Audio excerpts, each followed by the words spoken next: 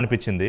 అమరావతి నిర్మాణం self finance అంటే self sustainability ఉండే ఒక ప్రాజెక్ట్ లాగా డిజైన్ చేస్తున్నాం నారాయణ గారు అన్నారు. ఎలాగా అంటే 90,000 పైచీలకు దానికి అంచనా ఉంది ప్రాజెక్ట్ వ్యయం. మరి దానికి కేంద్రం మనకి సరే హడ్కో నుంచో లేకపోతే మరో చోటు నుంచి సుమారు 15,000 కోట్లు ఏవో అప్పులు అవి వస్తున్నాయి, కానీ ఏదైనా మళ్ళీ తిరిగి కట్టాల్సిందే. సో ఏంటి మీరు ఓవరాల్గా ఎలా చూస్తున్నారు, అమరావతికి సంబంధించి ఎలా చూస్తున్నారు? రిషి గారు నమస్తే. తమకి ప్రైమ్ నైన్ వీక్షకులకి అలాగే డిబేట్లో ఉన్న మిత్రులందరూ కూడా నమస్కారాలు. రిషి గారు, మీకు తెలిసిన సత్యమే, ప్రతి ఏటా ప్రభుత్వాలు బడ్జెట్లు పెడతాయి. బడ్జెట్ పెడుతున్న ప్రభుత్వాలు ఆ బడ్జెట్ ప్రజలకు అనుగుణంగా ఉన్నాయని చెప్తాయి. ప్రతిపక్ష పార్టీలు ప్రజలకు అనుగుణంగా లేవని చెప్పి దుమ్మెత్తుపోస్తాయి. ఇది సర్వసాధారణంగా భారతదేశ ఎన్నికల చిత్రంలో ప్రతి బడ్జెట్కి మనం విన్నదే, మనం చూసిందే. గతంలో వైఎస్ఆర్ కాంగ్రెస్ పార్టీ పెట్టిన ప్రతి బడ్జెట్టు వాళ్ళు చెప్పింది కూడా ఇది పేదోని బడ్జెట్ అని చెప్పారు. ఈ రోజున చంద్రబాబు నాయుడు గారు ఓ బడ్జెట్ పెట్టారు. దాదాపుగా ఈ బడ్జెట్ వచ్చేసేసి 3,22,000 కోట్ల 359 కోట్ల రూపాయలు. అంటే బడ్జెట్లు పెరుగుతూనే ఉన్నాయి, వ్యయాలు పెరుగుతున్నాయి, అప్పులు పెరుగుతున్నాయి, ప్రజల జీవన విధానం పెరుగుతుంది, బడ్జెట్లు కూడా పెరుగుతుంది. రెవెన్యూ వ్యయం వచ్చేసి 2,51,122 కోట్లు గాను, మీరు అన్నట్టుగా మూలధనం 40,635 కోట్లు గాను, రెవెన్యూ వసూళ్లు 33,185 కోట్లుగా ఆయా రంగాలకి, ఆఖరికి కేవలం ఎన్టీఆర్ పెన్షన్లకే ఫర్ యానం 27,518 కోట్లు. ఎన్టీఆర్ పెన్షన్లకే, తల్లి వందనానికి 9,400 కోట్లు, దీపం 2కి 2,601 కోట్లు, అన్నదాత సుఖీభవాకి 603 కోట్లు. నేను ఏమంటానంటే, మోసేవాడికి తెలుస్తుంది కావిడి బరువు అంట.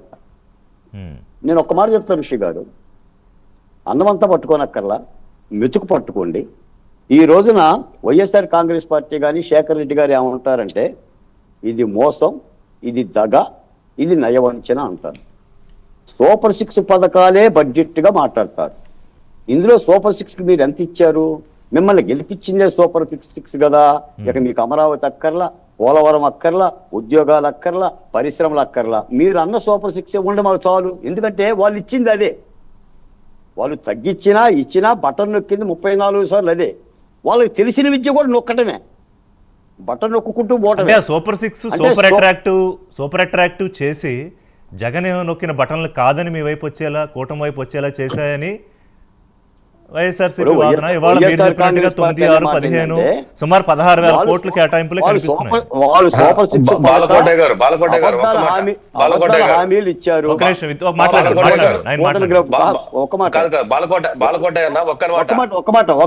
మాట అవనవండి. శేఖర్ రెడ్డి గారు నాకు తెలుసు,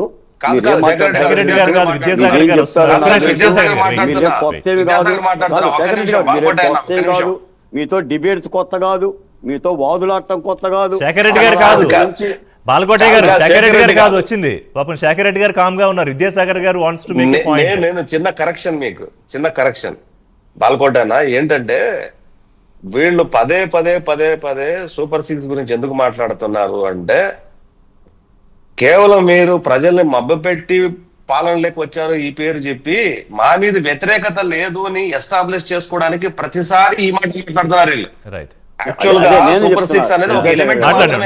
మీరు వినండి, బుగ్గన రాజేంద్ర గారి ప్రెస్ మీట్ నేను విన్నా, చూసాను. నేను కూడా బొత్స సత్యనారాయణ గారి ప్రెస్ మీట్ నేను విన్నా, ఇప్పుడు శేఖర్ రెడ్డి గారు మాట్లాడుతుంది కూడా విన్నా. వీళ్ళు ఏంటంటే, మిమ్మల్ని గెలిపించింది సూపర్ 6 హామీలు, మమ్మల్ని ఓడించింది సూపర్ 6 హామీలు. మేము అవి ఇవ్వలేము కాబట్టి అబద్ధం చెప్పలేకపోయాం. మీరు అబద్ధం చెప్పారు. మీరు ఎందుకు ఇవ్వట్లా? అదే 15,000, నీకు 15,000, నీకు 15,000, నీకు ఇదే సాంగ్.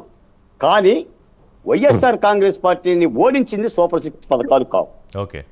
మీరు ఇందాక అన్నారు కదా, రాష్ట్రం దివాలా తీసింది, రాష్ట్రం దగా పడింది, రాష్ట్రం రంపపు కోతలకు గురైంది, రాష్ట్రంలో హత్యలు జరిగింది, రాష్ట్రంలో మరణాలు జరిగింది, రాష్ట్రానికి రాజధాని లేదు, రాష్ట్రానికి పోలవరం లేదు, రాష్ట్రానికి జాబ్ క్యాలెండర్ లేదు, శతాధిక మొత్తం సామాజిక వర్గాలు రహదారి మీద యుద్ధం చేసింది.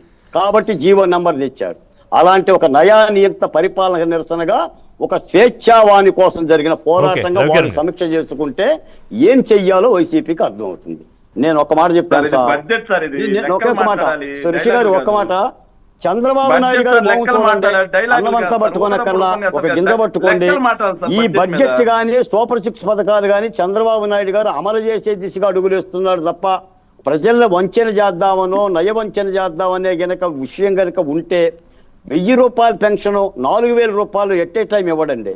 వాళ్ళకి లాగానే 250 రూపాయలు పెంచుకుంటూ పోయేవాడు ఆయన కూడా. 5 ఏళ్ళు వచ్చారు. కాదనేది ఏముంది చెప్పండి, కాదనేది ఏముంది? 1000 రూపాయలు పెంచడానికి జగన్మోహన్ రెడ్డి గారు 250 రూపాయలు 5 ఏళ్ల పాటు బడ్జెట్ దగ్గరికి వచ్చేద్దాం. ఏ బాలకోటయ్య గారు. చంద్రబాబు నాయుడు గారు 4